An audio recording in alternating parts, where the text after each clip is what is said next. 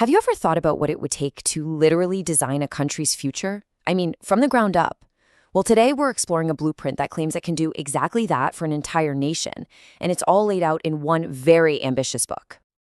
Okay, so here it is. The book's called The Architects of Tomorrow. And you got to admit, that's not just a title, right? That's a mission statement.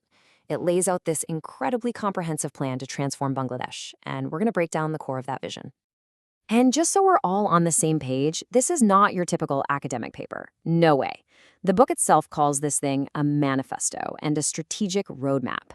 So it's a direct call to action aiming to build something they call an enlightened civilization. Pretty big goals, huh?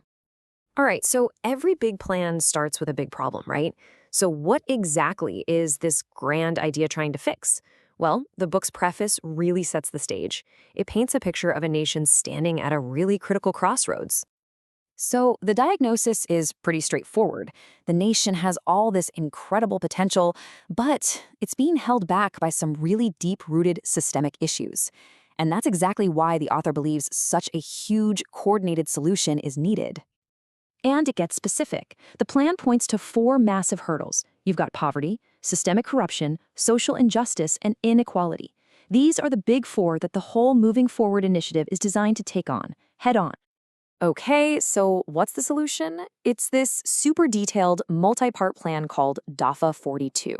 Now, DAFA basically means point or article, so you can think of it like a 42-point plan.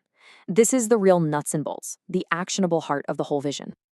But here's the thing, it's not just a simple checklist you can tick off. It's really designed as a cycle. It's built on these different interconnected pillars that are all supposed to work together, to push both social and economic development forward at the same time. So here they are, the 5 big pillars of the whole strategy. I mean, they've covered everything.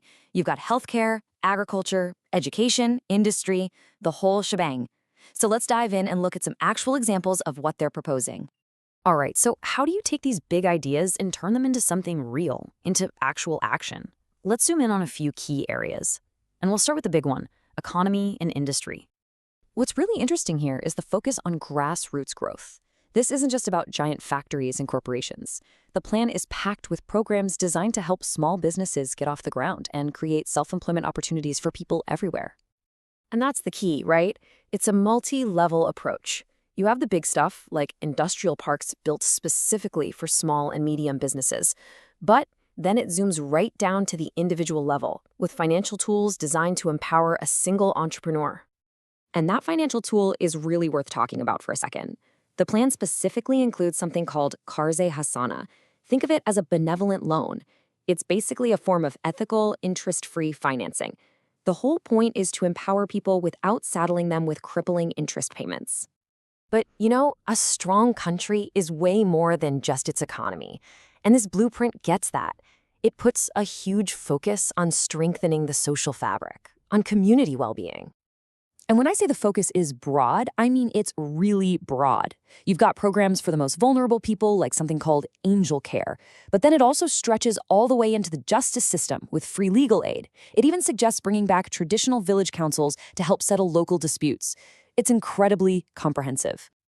Okay, so pillar number 3 is a huge one, and it kind of connects everything else together. It's all about transforming education and really developing the nation's human capital for the future.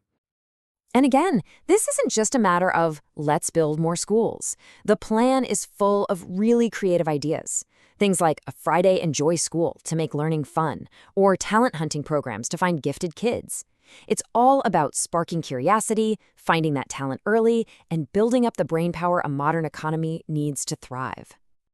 Okay, so we've seen all these different pieces: industrial parks, benevolent loans, Friday schools. So what's the end game? What is this massive, detailed blueprint all building towards? Well, they are not aiming low, I'll tell you that. The stated goal is to transform the country into a global benchmark for stability, prosperity, and progress, putting it in the same conversation as these highly developed nations. That's a huge ambition. So how on earth do you achieve a goal that big? The book's answer comes down to one single powerful number: 180 million. It says this is only possible by mobilizing the entire population. So let's be really clear about this. This isn't being pitched as just another top-down government policy. It's a call for a massive, unified social movement. The idea is for every single citizen to become an active player in this national comeback story. And that's really where this whole thing leaves us, with a pretty huge, fundamental question. Can a single book, a detailed blueprint, really be enough to inspire that kind of revolution? Can a plan on paper truly mobilize an entire nation toward a new, shared future? It's definitely something to think about.